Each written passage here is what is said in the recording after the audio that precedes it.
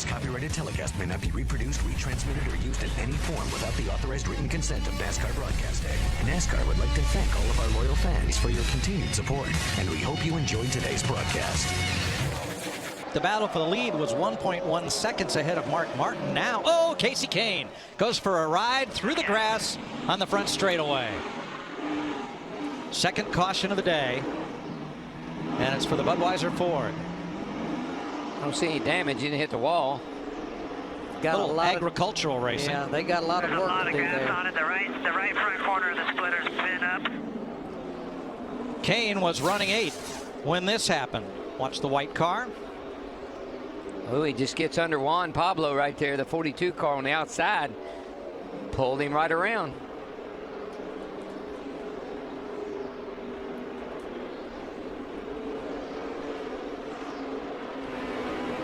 And let's run.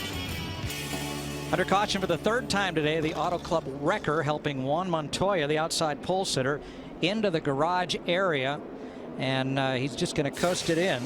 Let's show you right there, Montoya, right coming by start finish at the line now, and something go kaboom right about there. Max RPM about right along in there. Jeff Hammond just had said when we were down at the Hollywood Hotel that he was getting a little nervous about these engines at the pace these guys were on. Montoya led the first lap. You may or Mal Busch. Yeah, he restarted in. Oh, a blow up down toward turn 1.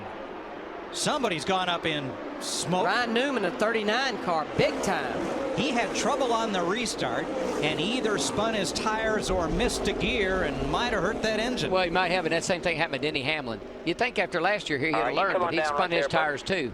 Who this was a big benefit to was Dale Earnhardt Jr. Took the wave around back on the lead lap, so that's where he's at now. After last year, late in the race, he's down on a. Actually, it was a 39. I'm sorry. It was Newman. And that's what happened. He missed a gear. And that stacked the field up on the inside lane. Now Kyle Busch there is the 7th car on the outside as Jeff Gordon assumes the lead. They're 5 wide behind him. And look at Kyle Busch all the way to the outside. He's going to pass them all. Yeah, he went from 12th to 3rd right there in 1 and 2. He got such a run, and I think they kind of bottlenecked up, and that let him even get a bigger run on the high side. Yeah, Larry, you can see that 39. He hurt that engine. What happens when you spin the rear tires? When you try to shift gears, it won't go. And now watch David Rudiman, the blue and white 00. Hamlin wiggles, and Rudiman slides up and into the wall. I think that's the second time he's been there today. It is. Watch the black and red 39 of Newman. The good news is he got to the high side and everybody else got down low before it really put some oil out. Now these are scheduled stops right here. Jeff Burton continues to lead, and isn't it ironic? It's a song lyric, but in this case, the two leaders, Burton and Harvick, were both busted by the speeding police at lap 94, and here they are leading the race. Harvick just continues to be about 1/10 to 2/10 quicker per lap than Burton. Jimmy Johnson is in. Kyle Busch is in. Trouble off it. Oh, trouble, turn 4, front straightaway. Keselowski goes for a ride. And the caution is out. The caution is out. You're fine, buddy. Gather it up here. You're fine. Gather it up. You're fine. The caution is out. Got a right front. Look. Kyle Busch and Greg Biffle are driving. Well, I thought they'd drive through the pits, but they are stopping. I think they had beat the light. I think as long as they were past that entrance light before it turned red, which doesn't turn red if the caution comes out, they should be good to go here. So actually a real big break for those guys. It's a free. Might be okay here. It might not be a good thing to say, but I think it was a perfect storm. Exactly. That's from the contact that he and the 00 made. They cut down his right front tire.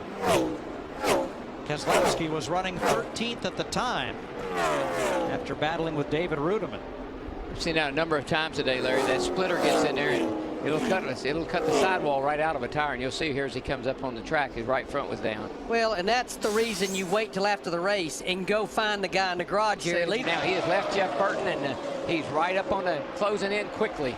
Less than 6/10 of a second. Whoa, look at that. That's almost 3/10 that time. That's a lot right there. That's a lap huge. right there, I mean, boys. you can see it. It's down to about 3 car lengths. Harvick sent it into turn 1 deeper than anybody's gone today. Oh, I think he lost a little off it, too. Yeah. I think he had to lift a little bit and was pushing with him. Jimmy Johnson has a good launch off turn 2.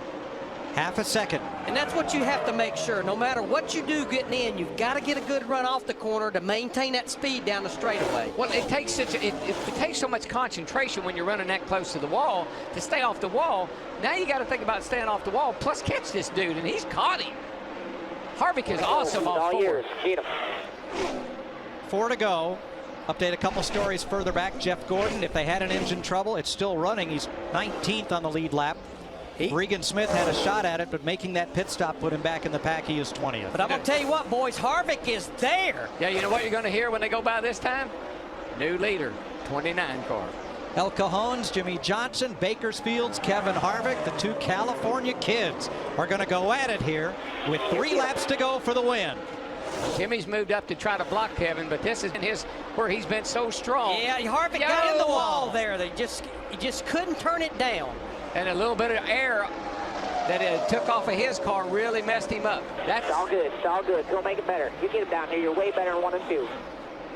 Do need to correct one thing. That's actually Billy O'Day. That's Kevin Harvick's spotter. I think, Larry, even though that doesn't knock you out of the race, or you don't, but it hurts the way the car drives. See, it knocks the toe off just enough that you lose your you lose that feel that you had. I got behind him over there. Just don't do it again. There'll be 2 to go this time. Here comes Burton fighting back on the bottom. He wants to try to take that second spot away from Harvick. Well, see what happens when you hit the wall like that. It changes things just a little bit about the car. Takes you a lap or 2 to adjust to what the car's doing now. That's all he has is a lap or 2 left, Darrell. Yeah. There's 2 to go. That's what Jimmy Johnson needed, and that's the problem with running up next to that wall. It's fast but dangerous.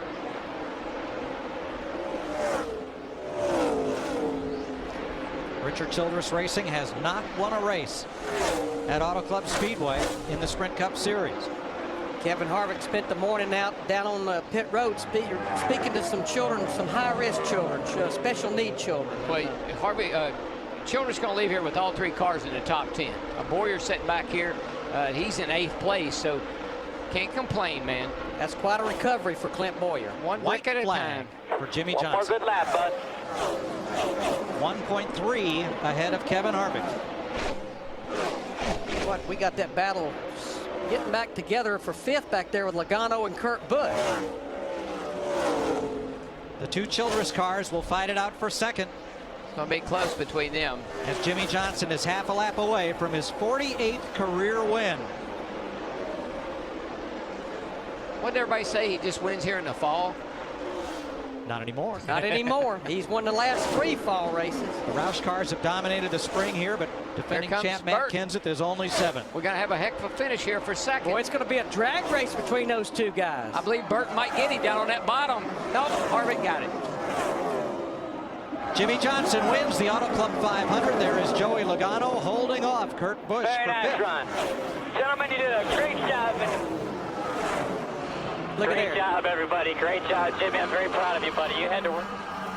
Scott Speed and Brian Vickers, teammates, crossed the line side by side. Speed got 11th, Vickers 12th.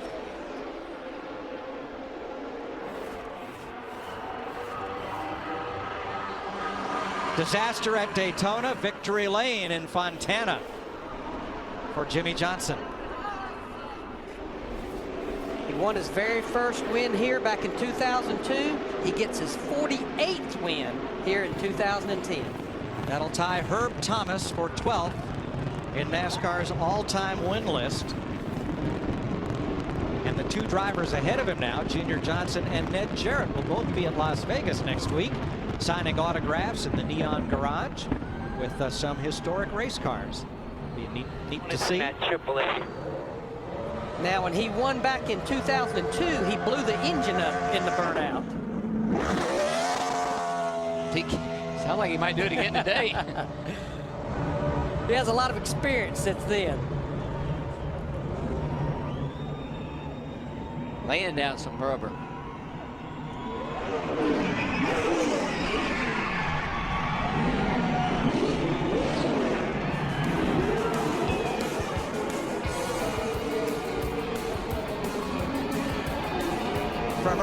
in his career. That big thumb up, the wide smile, and the heavy right foot. There he is. Jimmy Johnson heads for victory lane. We'll be back. This copyrighted telecast may not be reproduced, retransmitted, or used in any form without the authorized written consent of NASCAR Broadcasting. NASCAR would like to thank all of our loyal fans for your continued support, and we hope you enjoyed today's broadcast.